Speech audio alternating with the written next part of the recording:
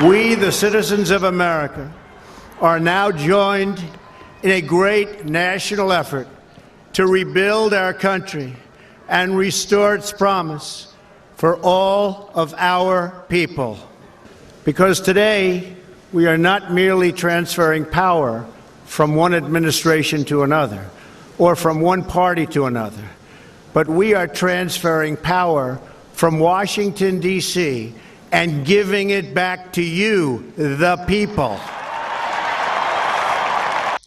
Well, welcome, friends and fellow citizens, to the We the People Convention news and opinion radio program and podcast. My name is Tom Zawistowski. I'm the host of this show, but I'm also the president of the We the People Convention. And this program is sponsored by our donors, people like you who donate to the We the People Convention so that we could have a voice this election season when we're facing so much censorship on social media, in the regular media. Just the ability to get our message out to our fellow citizens and to our activists who are listening to this show.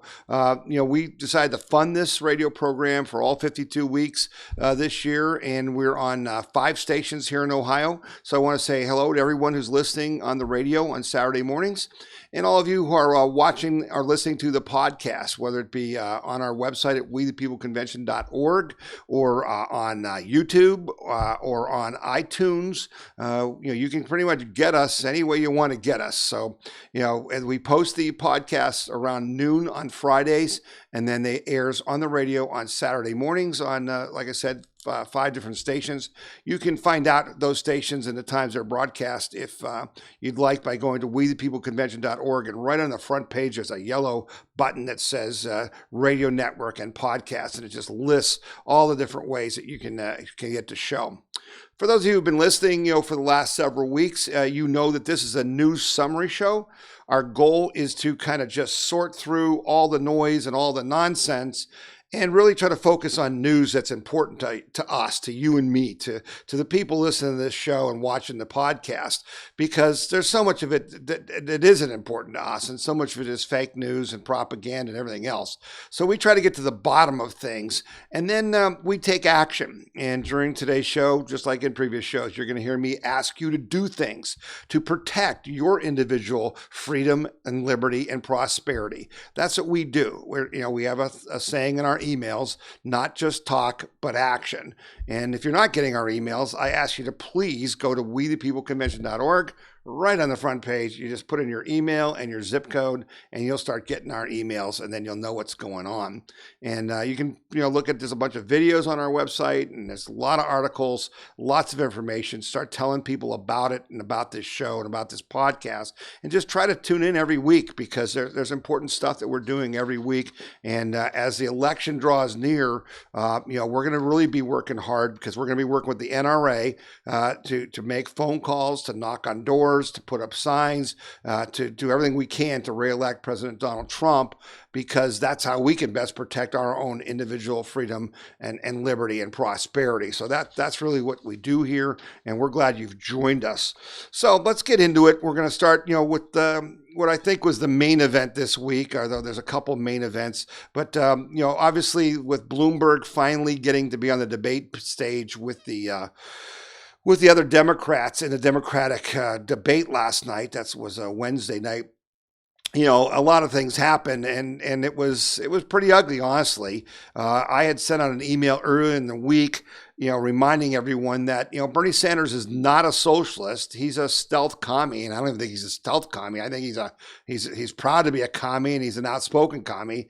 It's only because he knows that admitting he's a communist, he can't be elected to a major office in America.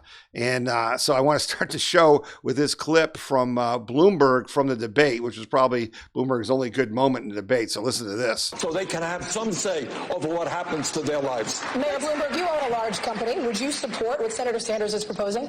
Absolutely not. I can't think of ways that would make it easier for Donald Trump to get reelected than listening to this conversation. It's ridiculous. We're not going to throw out capitalism. We tried that. Other countries tried that. It was called communism, and it just didn't work. So yeah, do you hear all that? Oh, woo, woo, woo. Think about this. Now, I don't care what you think about Bloomberg. The point is, he just called out the elephant in the room. Hey, wake up, Democrats. No one's going to vote for a communist. We're not going to throw out communism. Communism has failed everywhere. And the other Democratic, people running for president are like, they're going to defend it. They're going to defend Bernie Sanders. They're going to defend the commie. My friends, I was born and raised in Erie, Pennsylvania. I grew up as a Democrat. My family was all Democrat because they were blue-collar workers in the factories at GE and stuff. And that party's gone. If you vote for any Democrat, for any office, I don't care what it is, you are damaging our country. These people are just not sane. They're just delusional. And that debate last night was an embarrassment. Any American watching that, these constant, we're going to give away this and give away that, and there's no way to pay for it, but we're just going to give you everything free. And then they're going to attack our country when we're having the most success we've probably have ever had in our lives. It's just brain dead. And, I know their ratings were really low because, again, these people are so out of touch with mainstream America. While President Trump is having his rally in Phoenix with 22,000 people at the rally, his TV ratings were probably better than the Democratic debate, ratings. But here's why. All right, here's why. So last week, I talked to you about, that Buttigieg is not a moderate. See, because in New Hampshire, it's like, Sanders and Warren are the nuts on the far left, but Buttigieg and Klobuchar, they're moderate. And I talked about the essay that Buttigieg wrote when he was in high school about Sanders and talking about what a great American he was to stand up and be a socialist and to be proud of being a socialist. Okay, so what do I get this week? It's even worse. It's even worse. So Pete Buttigieg's father was a Marxist professor who lauded the Communist Manifesto. The father of Democratic presidential hopeful Pete Buttigieg was a Marxist professor who spoke fondly of the Communist Manifesto and dedicated a significant portion of his academic career to the work of Italian Communist Party founder Antonio Gramsci, an associate of Vladimir Lenin. Joseph Buttigieg, Pete Buttigieg's father, died in last January at age 71. He immigrated to the United States in the 1970s, and he was a faculty member at the University of Notre Dame. And he supported an updated version of Marxism that jettisoned some of the Marx and Engels more doctrine theories, though he was undoubtedly a Marxist. Paul Kanger, a professor at Grove City College and an expert in communism and progressivism, said Buttigieg was among a group of leftist professors who focused on injecting Marxism into the wider culture. They're part of a wider international community of Marxist theorists and academicians with a particular devotion to writings of the late Marxist theorist Antonio Gramsci, who died over 80 years ago. Gramsci was all about applying Marxist theory to culture and cultural institutions, what is often referred as to the long march through the institutions such as film, media, and especially education, Kanger wrote in the Washington Examiner. Pete Buttigieg is an only child, shared a close relationship with his father. In his memoir, Shortest Way Home, Pete calls his dad a man of the left. No easy thing on a campus like Notre Dame's in 1980s. Yeah. You think Pete Buttigieg is a moderate? He's a commie, born and raised commie. And this is who they're putting up, right? This is who they're putting out there for you to vote for? It's just insane. And Bloomberg, again, Bloomberg got destroyed last night. They all ganged up on him, right? Because they're all, fighting to stay in the thing because he's spending all this money. He's moving up in the polls, right? And so they're going after Bloomberg, and he looked terrible. And I was asked on a radio interview today whether, I thought, but Bloomberg was done. I said, are you kidding me? No, the number of people who watched that debate compared to the number who are seeing his $420 million worth of commercials is not even close to comparable. We live in a society where brands are made, right? Bloomberg is a brand. He's not real. You're not going to learn anything real about, Bloomberg from his ads. You're going to learn what they want you to learn. And that's why they're so dangerous. And he's hiring the best in the business to do his ads and to manage his campaign. And I'll tell you, I was telling my wife, Nan, this week, we saw Fox News bring on one of the Bloomberg spokespeople after it came out about all these horrible things he did to women and racist comments, and the commies and the media were out to get Bloomberg this week, so that was the whole talking point. And I'll tell you what, this guy from Bloomberg came on Fox and ate up the Fox host, ate him alive, because he was better than the Fox host. Bloomberg's going to have the best people, and so he's going to end up getting the nomination. I'm telling you. Okay, he's going to end up getting a nomination, but he's not going to beat Donald Trump because he's a total phony. He's not likable. He doesn't look like someone you want to vote for president. He doesn't act like someone you want to vote for president. So just don't worry about the Democratic race, because I don't think it's going to be decided at the convention. And oh my gosh, that's going to be just a horrible situation. So before we take a break, though, I do want to just give you an example of what these people in the Democratic, quote unquote, Socialist Party are proposing, right? So they're the ones who are talking about single payer, which is a lie. They're talking about government health care, right? They want to take away all of our health care, and they want to control it when they can't even put on a primary. And I came across this story this week that says, in the UK, hospitals are going to deny care to racist or homophobic patients. Patients deemed to be racist or homophobic will be denied care in the NHS, the National Health Service, trust hospitals under new rules set to take effect in April. Currently, staff can refuse to treat non-critical patients who are verbally aggressive or physically violent towards them, reports Sky News. But these protections will extend to any harassment, bullying, or discrimination, including homophobic, sexist, or racist remarks. Police will also be given new powers to prosecute hate crimes committed against National Health Service staff. Okay? That's what these people are trying to bring to the United States. Any of you listen to this want that? Any of you want your free speech to be that curtailed, where I'm going to deny you health care because of what you said or what you think? Yeah. Don't vote for any Democrat at any level, okay? Because they're anti-American and they're anti-you and anti-your freedom and your liberty and your prosperity. We're going to take a break for listen to some of our sponsors. You're listening to the We the People Convention News and Opinion radio broadcast and podcast, and my name's Tom Zawistowski. As Merrick, president of Liberty Camp for Kids in Portage County, Ohio. Liberty Camp for Kids is where students in grades 1 through 6 experience the founding of our nation. This year's camp will be held from July 20th through the 24th from 9 till noon. The cost is $30 per camper. If you're interested in our camp, being a volunteer, or even starting one of your own, go to www.libertycampforkids.com. Buckeye Firearms Association is Ohio's #1 gun rights organization, protecting the rights of Ohio's 4 million gun owners. And you can get our weekly gun rights newsletter free. Receive breaking news and urgent alerts on gun laws. Stay up to date on self-defense and shooting sports. Discover pro-gun activities and events near you. Get your free gun rights newsletter now at bfanews.org. That's bfanews.org. bfanews.org.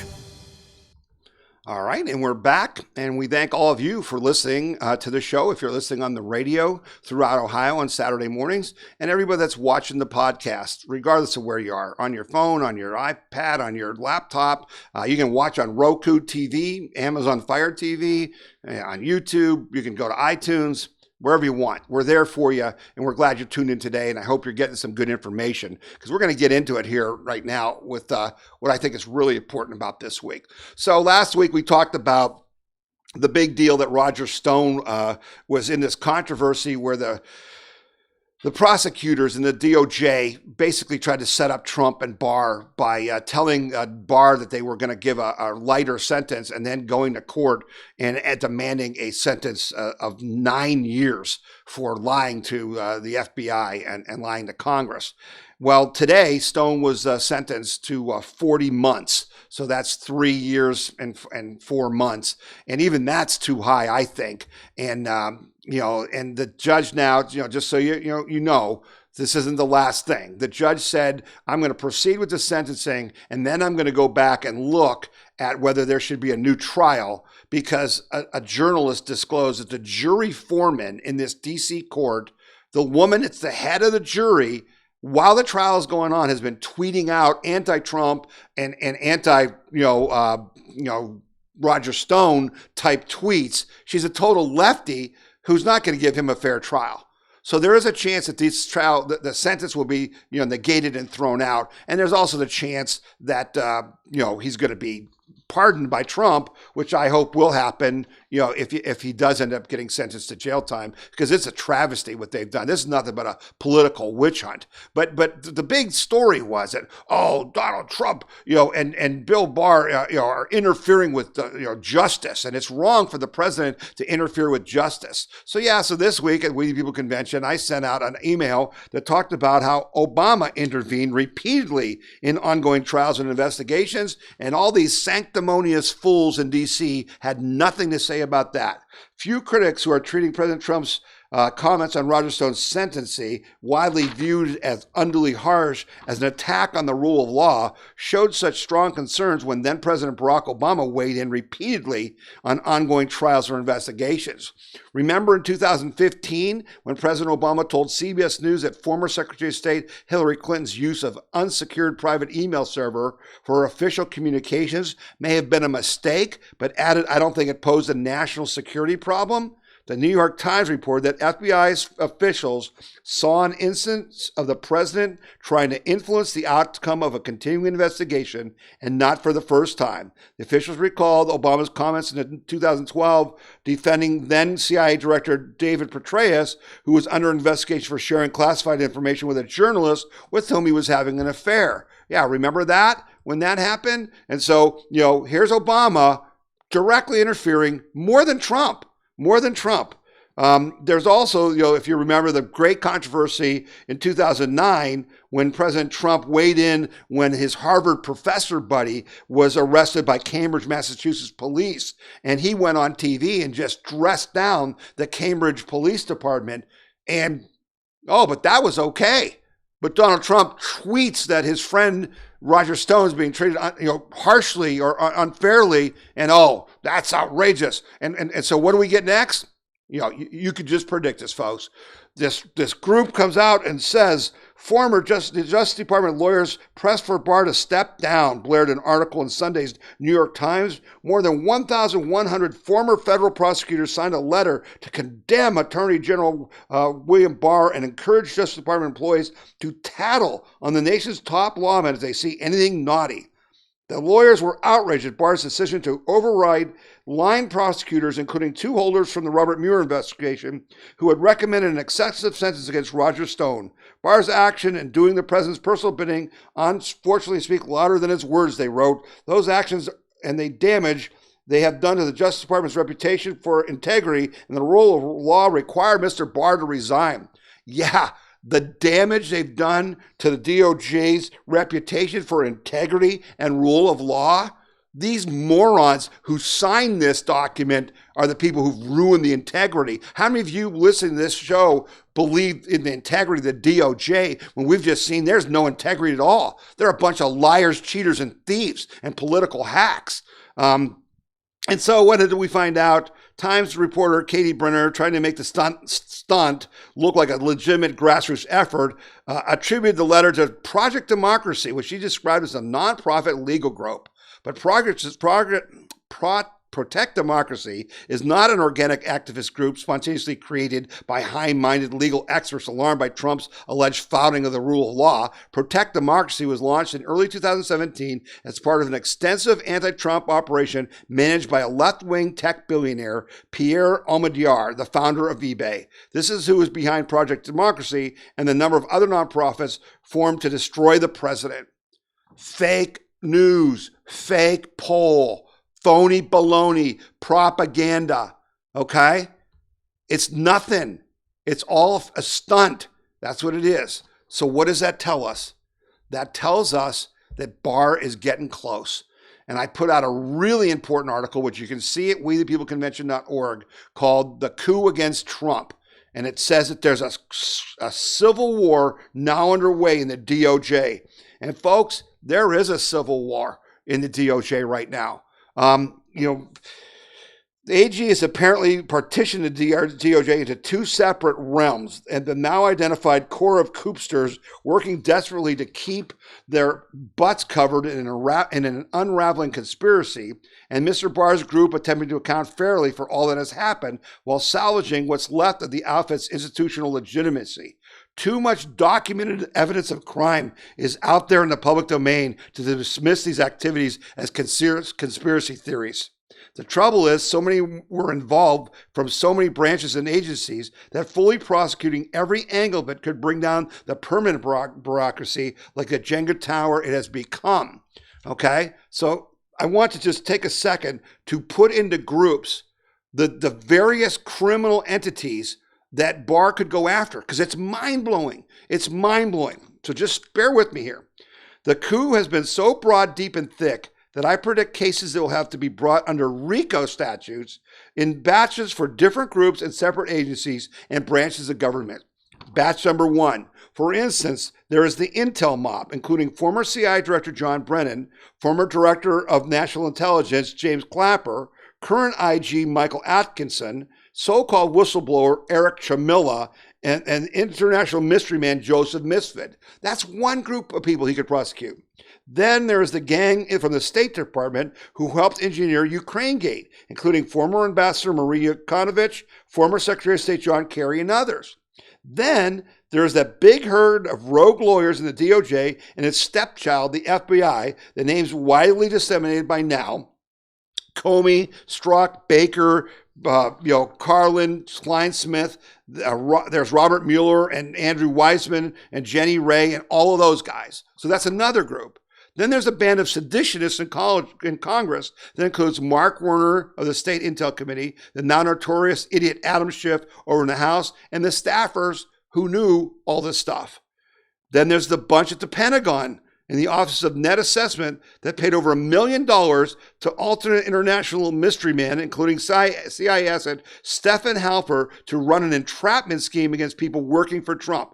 They paid $1 million to Stefan Halper. That's got to be investigated.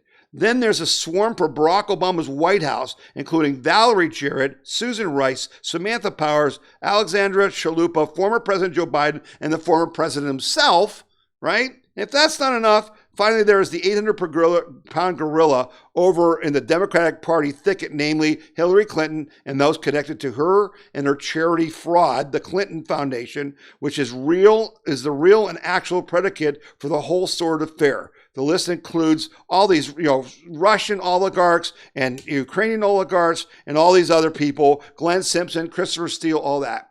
So now you can see perhaps the scope of this whole investigation and why it's so hard for Barr to prosecute this. And so we have to be careful to protect him. We need to be careful to protect Bill Barr, okay? Because this is unprecedented, what's going on here. There's so many crimes, how do you prosecute it? I mean, think of what I just said to you. There's so many crimes, how do you prosecute it? And RICO is what you use to prosecute organized crime. And that's what we're talking about here. This is an organized attempt to overthrow the government of the United States by people within and without the government and in foreign countries. Wow. AG Barr deserves all of our support. And so while this is all going on, you know what happened today? There was some big news today. Attorney Bill Barr was speaking at a conference yesterday, and he made the case to re-examine the critical law protecting big tech from waves of lawsuits. And that law we've talked about on this show is Section 230, which is basically the law that gives Facebook and Twitter and Google and everyone the ability to censor conservative voices. AG Bill Barr says this law's got to change. And I'm going to just play a short clip for you of what he had to say, because I'm really excited about it. This is great news. The department has the responsibility to keep up with changes in technology to protect our citizens from these new harms, while at the same time preserving the benefits of this technology. Now, the internet has evolved significantly since Section 230 was passed in 1996. At that time, almost 25 years ago, immunity was seen as vital to protecting new technology in its incipiency. Today, online platforms have become essential to Americans' daily lives, often serving as the primary conduit for how we receive and share information. No longer are tech companies the underdog upstarts. They have become titans of U.S. industry. Given this changing technological landscape, valid questions have been raised on whether Section 230's broad immunity is still necessary, at least in its current form. The increased size and power of online platforms has also left consumers with fewer options. The lack of feasible alternatives is relevant in the Section 230 discussion, both for those citizens who want safer online spaces and for those whose speech has been banned or restricted by these platforms. So there you have it. He's going to look at it, and I'm really excited about that. And so what I'm asking you to do is what I've asked you to do every week. I've asked you to call AG Bill Barr and tell him that you're supporting him, you're behind him as an American citizen, you want him to prosecute the coup criminals, and now you can throw on top of that, I want you to change Section 230 and give me my freedom of speech back on the internet. And so if you want to call him, you can do that at 202-353-1555, 202-353-1555, or just go to wethepeopleconvention.org and you'll see a video. Under the videos, it says, "We demand equal justice." When you click on that, it'll give you a link that you can send an email to AG Bill Barr. It'll actually write out what you can copy and paste as your statement about what you want to say to him. Okay, and I walk you all the way through it. Just go to wethepeopleconvention.org and go to the video section and then look for the one that says, "We demand equal justice." I believe it's the first one there. And I don't care if you've called them before. I need you to call them again and again and again and write to them again and again until we get indictments, because our whole future, your future, my future, our individual freedom and liberty and prosperity are at stake. Because if he does not reinforce the rule of law and put some of these coup criminals in prison, they're going to steal this election from us no matter what we do. Because without any laws, why would criminals not break the law? Call AG Bill Barr, okay? We're going to take another quick break and we'll be back. You're listening to the We the People News and Opinion radio show and podcast, and I'm Tom Zawistowski. You can view the We the People Convention News and Opinion podcast anytime you want, 24/7, 365 days per year, by just going to wethepeopleconvention.org. And then right on the front page, you'll see the podcast player. And if you click on the blue playlist, it'll show you all of our most recent podcasts. You can also find out by clicking on the yellow button on the front page and going to the We the People live podcast page of the website, how you can listen to the broadcast on Facebook or YouTube, on Roku TV or Amazon Fire TV, and get a complete list of our stations that broadcast our podcasts on the radio every Saturday morning, including a map with the Ohio stations indicated. So be sure to tune in when it's convenient for you. And if you have comments about the show, don't hesitate to write to us at info@wethepeopleconvention.org and tell us what you think about the show or what topics you'd like us to cover.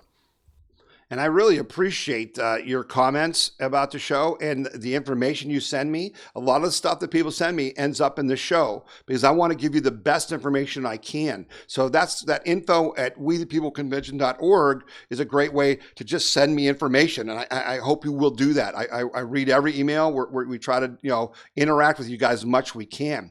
Okay, the other thing that we do in this show is we try to keep up with stories we've talked about, so you don't just do a story and forget about it. So a couple important stories. One, I think you probably heard this, but if you didn't, I want you to know that there was a big win in Virginia on the assault weapons ban. This week, they had a vote in the Senate Judiciary Committee, and 4 Democrats voted with Republicans to not advance a bill that would have basically banned, big, large clips for weapons. And now they got to wait another year before they can even revisit it. And it was a big deal because Bloomberg, went on TV and said, the people have spoken, because he spent $2.8 million helping to elect the majority in the Senate there. And they voted it down. Now, there's still a lot to happen in Virginia, but it shows you that, the NRA and their people were there working to talk to these Democratic senators, and they convinced them that this is not what the people wanted. So that's a big win for us, and we'll take it. The other thing I want to talk to you about, because it's kind of bugging me, is I've heard from a lot of you guys who have been writing to Governor DeWine, calling his office, and really trying to tell him that we don't want any more of these refugees. But I'm telling you, it's just wrong what they're doing, because what he's not telling, they keep saying, oh, they're Christians. Oh, you need these refugees because you're Christians and we need to bring them in here. This has nothing to do with Christians, nothing at all to do with Christians. This has to do with money. All right. And Governor DeWine, you're just being dishonest with us, because the bottom line is, as we've talked about with Catholic Charities getting paid $2 billion a year in taxpayer money, these faith leaders that you talk about in Ohio that you're working with for these refugees, you know what that is? Yeah, you're working with people who are trying to make money off the taxpayers. $141 million it's going to cost the people listening to this radio show to have these 1,400 refugees that we don't need and don't want coming into our country. And we need to investigate these charities, quote unquote. See, a charity is when you use your money to do good. It's not a charity when you take money from us and say you're doing good. That's theft, all right? And Governor DeWine, you're involved with theft. This is a scam, and it's happening all across the country, because I don't know if you get kickbacks from these groups. I don't know if they make donations to your campaign or the Republican Party, but you're not fooling us. We don't want any more refugees. And everyone who's listening to the show, you need to call Governor DeWine, you need to write to him, and you want to say, stop insulting our intelligence. Tell us what the money is. What happens to these people? How long do we have to take care of them? And what does it cost? Because you're just hiding behind this lie that you're doing it because of Christian values. Let the Catholic Church bring in refugees on their dime and use their Christian values. This stuff has got to end. And so there's a great meeting for those of you who listen on WWVA in Wheeling, West Virginia, which covers the southeast portion of the state. My good friend Glenn Newman and the Marietta 912 Project are having a woman speak. I've spoken with her name is Brenda Arthur. And this woman knows this refugee issue inside and out. Inside and out. She is going to be in Marietta on Monday, February 24th, this coming Monday at 7 p.m. at Freedom's Gate Church, which is at 104 Tennis Center Drive in Marietta, Ohio. Just look up Freedom's Gate Church, Marietta, Ohio, Monday, February 24th at 7 p.m. and go see Brenda Arthur, because, man, she'll blow you away with the money that's involved in all this stuff. It's ridiculous. So we got to wrap up the show for today. For those of you listening on the radio, as you know, we will continue the podcast. That will go on for like another half an hour after you get off the radio. So you can just go to wethepeopleconvention.org and pick up the rest of the show. We're going to talk about Frank LaRose, Secretary of State Frank LaRose, who's a veteran, coming out against Kent State University, having Jane Fonda as their speaker at the May 4th event. And we're going to talk about really the crisis we have in our country right now about truth. And I'm going to play a little clip of Bill Barr's video about religious freedom and why this is such a threat to our republic, that we've just turned into a nation of liars. We're also going to talk about President Trump has gotten water for the farmers in the California Central Valley. He signed an executive order. That's exciting. And gas production on federal lands is way up. So when you're done with the radio show, join us at wethepeopleconvention.org or on YouTube or any other way you want to watch the rest of the show. You're listening to the We the People Convention News and Opinion radio show and podcast, and I'm Tom Zawistowski. The We the People Convention News and Opinion radio program is paid for by donors like you. You can donate to the We the People Convention and support our cause by going to wethepeopleconvention.org or by sending your check in any amount to We the People Convention, P.O. Box 6211, Akron, Ohio 44312.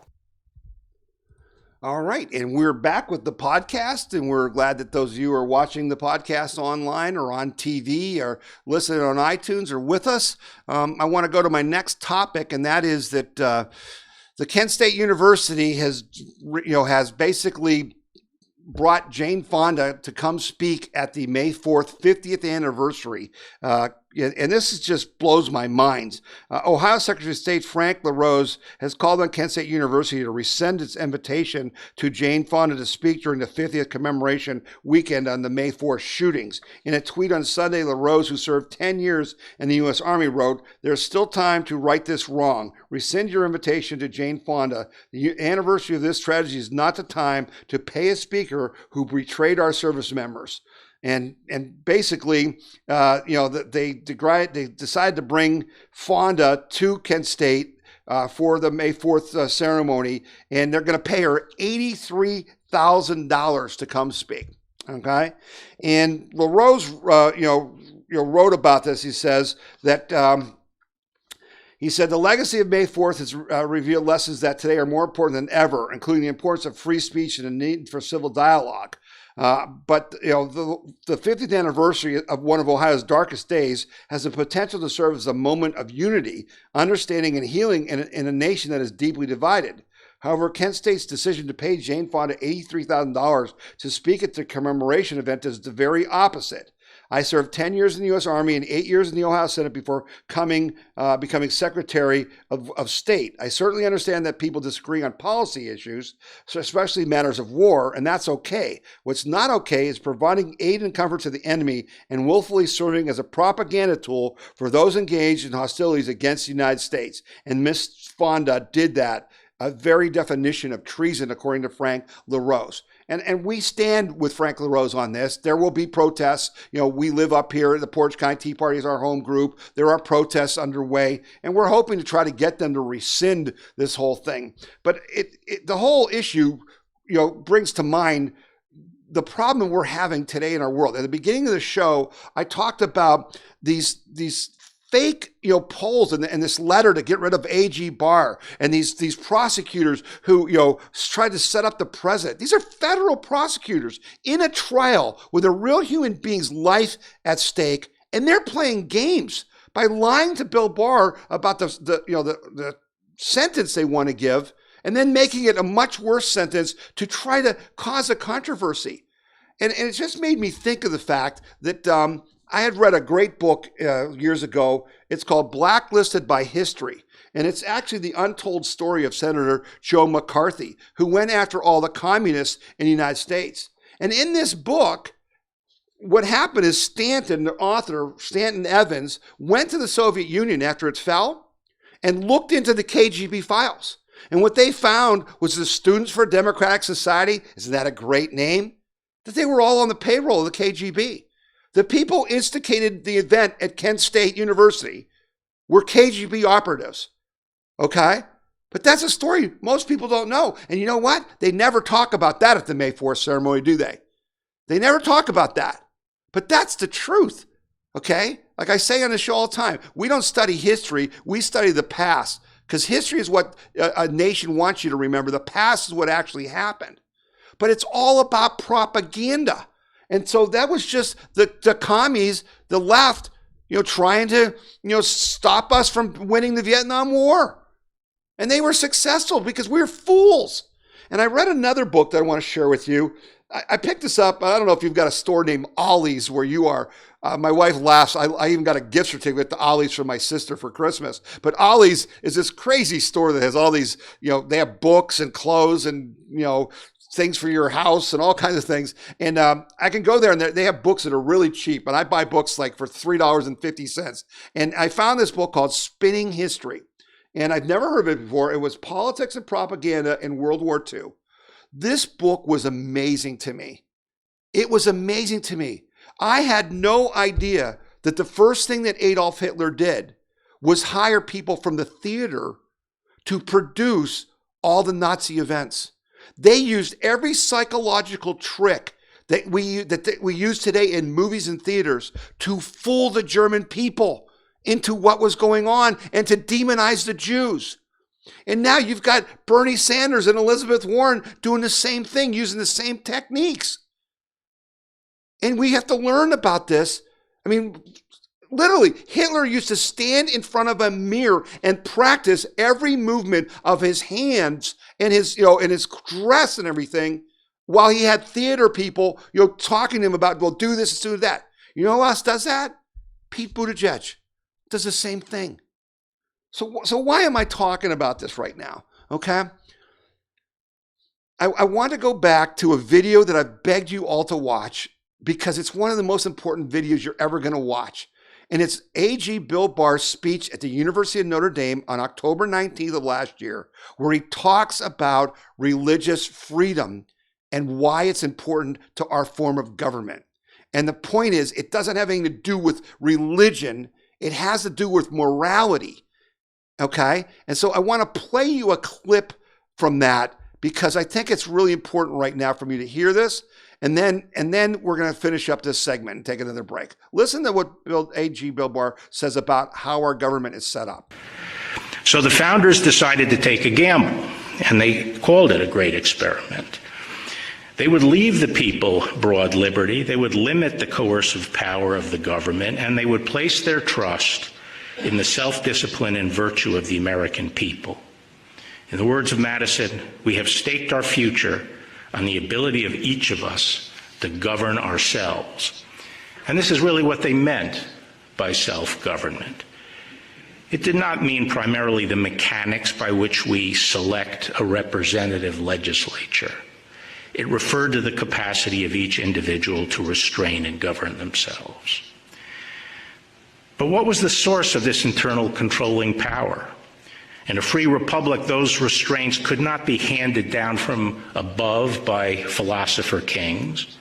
Instead, social order must flow up from the people themselves, freely obeying the dictates of inwardly possessed and commonly shared moral values.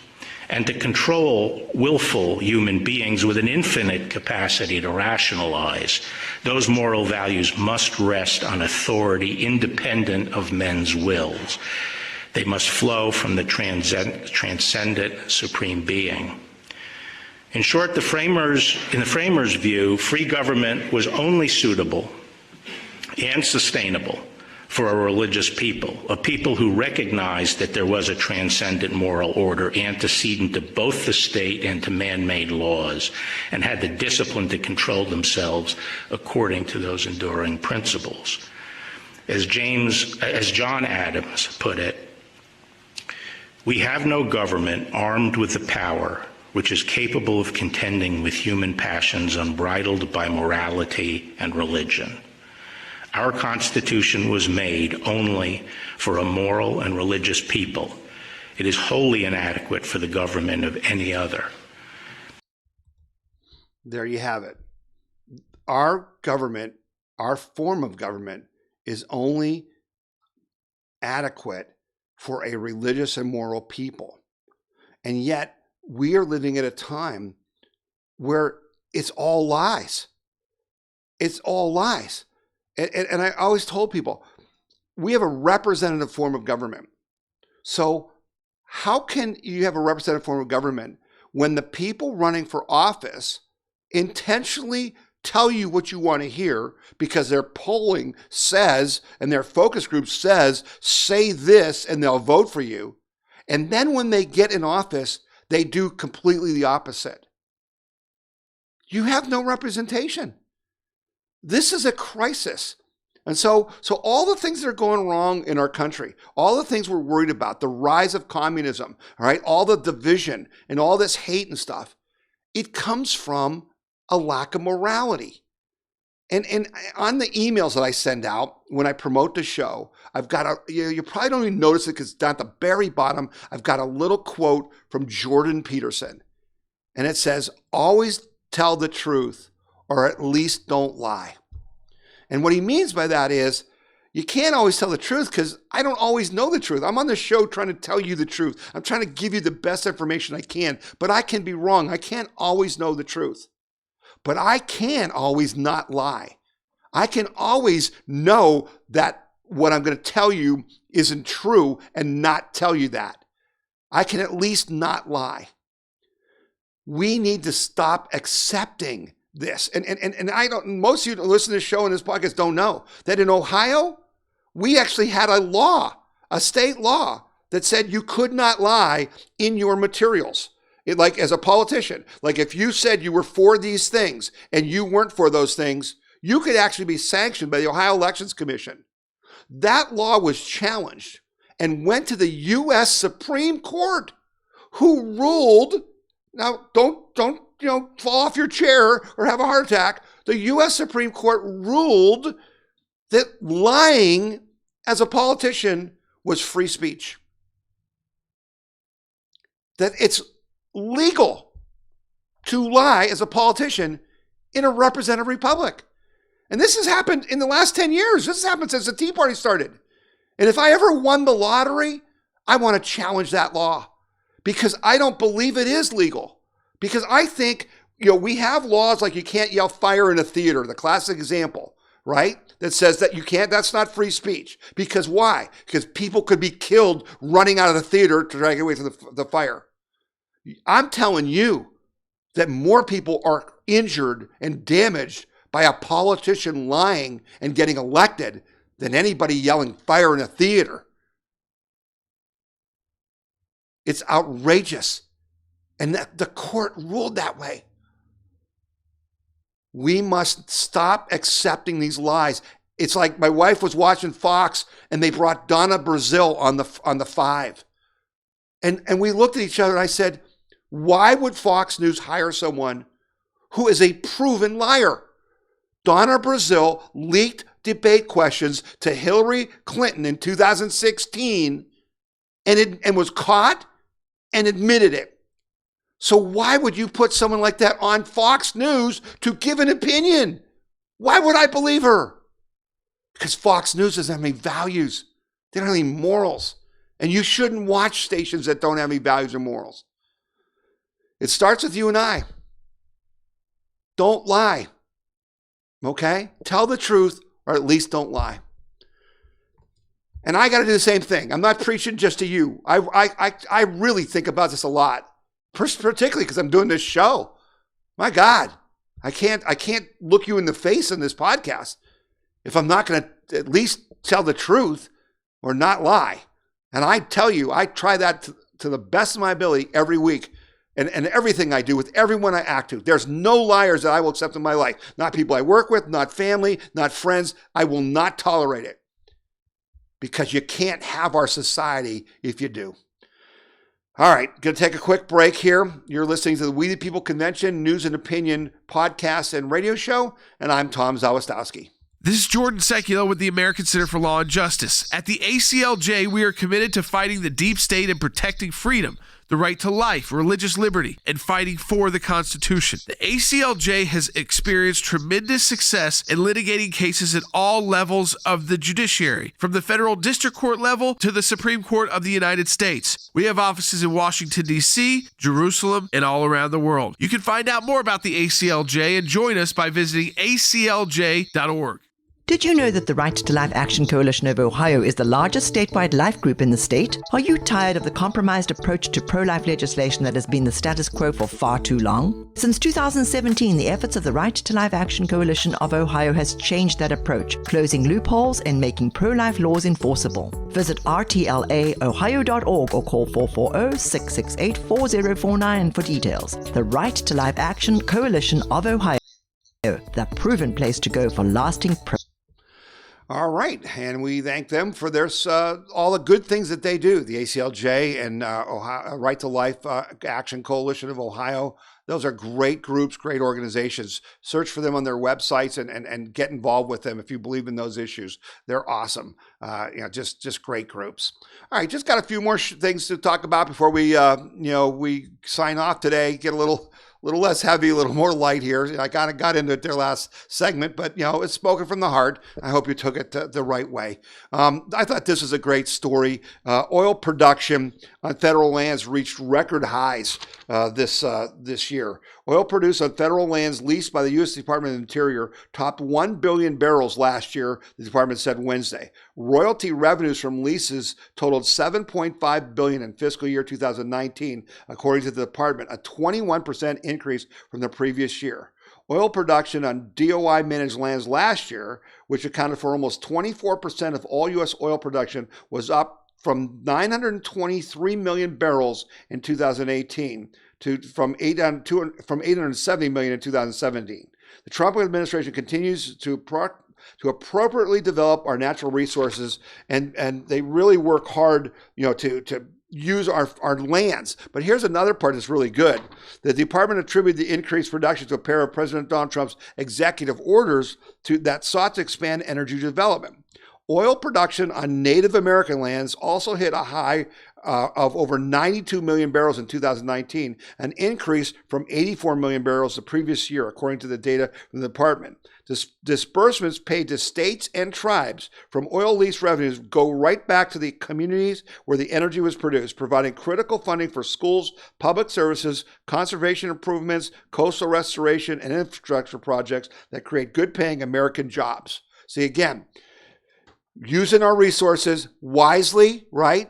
Doing it the right way, using our federal lands and helping Native American Indians, helping our communities. It's just smart. And that's what Trump is, and he's just smart. And I really love this. This just happened right before the podcast came on.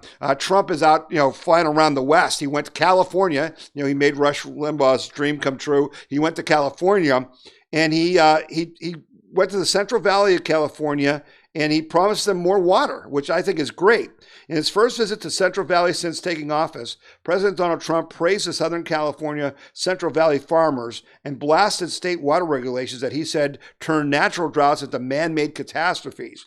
As a candidate for president, I promised to help solve the water crisis that was crippling our farmers due to chronic mismanagement and misguided policies, he said. On Wednesday, Trump told a crowd of thousands crammed into a Bakersfield airplane hangar that he delivered on his 2016 promise to Central Valley farmers and communities. I am thrilled to be here today as we take this historic action on behalf of our incredible farmers, ranchers, growers, and communities across the Central Valley. Those actions involved are around new biological opinions that will deliver an estimated 600,000 acre-feet of water to San Joaquin Valley farmland by loosening protections for the, get this, Delta smelt, a small fish that lives in the Sacramento-San Jacinto Delta. After years of delay, we are finally taking action to deliver water to make our land green and beautiful again. Remember that? We heard all these years, all during the Bush and Obama years, about the farmers' land drying up. They can't grow their crops because of this little tiny fish, the Delta smelt. And finally, again, Donald Trump just using common sense, saying people are more important than these little fish, okay? And so he's diverting water now into the Central Valley to help those farmers. And I mean, it's just long past due, long past due. I want to remind you of one more thing that you may be interested in. It's coming up sooner than you think. There's going to be Sebastian Gorka. Many of you are listening to him now on Salem Radio. He's got his radio show. He worked with President Trump to help get him elected in 2016. He is going to be in Sandusky, Ohio on May 2nd at the Kalahari Resorts and Convention Center. And it's called a Trump 2020 Rally the Troops Dinner with Dr. Sebastian Gorka.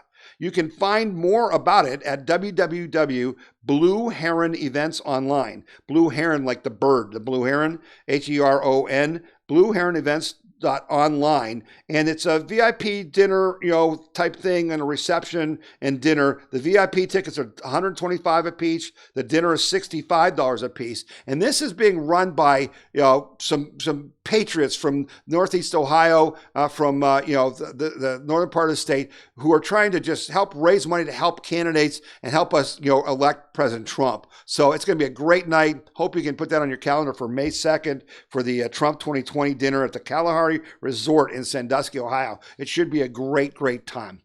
All right, it's time for me to wrap up. As always, I want you to know that we appreciate you listening and watching the show. We hope that you will tell other people about this podcast and radio show. We talked earlier in the show about you sending your comments to info@wethepeopleconvention.org. We hope you will do that. On our emails we're sending out on Saturday mornings, there's a little flyer that you can print and cut them up into 3 little copies of a promo thing for the radio show and podcast, so you can tell other people about it. It's up to you. It's to help us get the word out. I'm doing the best I can to produce a quality show. More and more people are tuning in, and I hope that you will help us get even more people tune in. So I'm going to sign off for this afternoon. This is Tom Zawistowski for the We the People Convention News and Opinion Radio Show and Podcast. And be sure to read this quote I'm going to put up, as I'm going to end the show with this quote every time the podcast ends.